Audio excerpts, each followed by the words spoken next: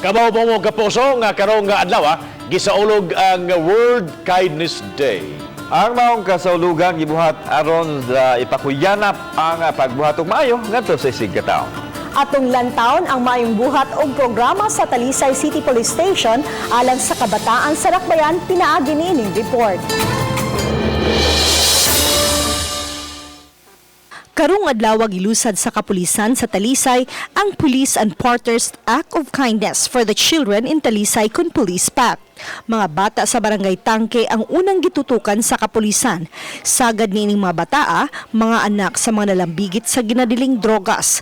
Gawas sa pagpahiga ng feeding program kanila, giistoryahan usab sila unsay daotang epekto sa gidiling drogas.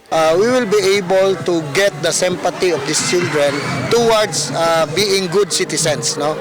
Kay kung watay buhaton nila, time will come, sila say mahimong criminals, sila say mahimong drug users. So tungod kay matag Sabado ang pagpahiga ng feeding sa mga bata, nakigpirmahay og Memorandum of Understanding ang kapulisan uban sa mga stakeholders sa dakbayan diin maimupuli-puli sa pagpakaon sa mga bata. Subsob ang monitoring sa kapulisan niining mga bata hangtod nga masilsil sa ilang pangisip nga likayan ang mga daotang mga buhat. we will be there to facilitate and of course to conduct series of lectures on how to become good citizens, hygiene, good attitude, para holistic ang atong approach. Dayag ang kalipay sa panagway sa mga bata sa maong programa. Natagan me, kay namoy gihatag namo. Kay nabusog me.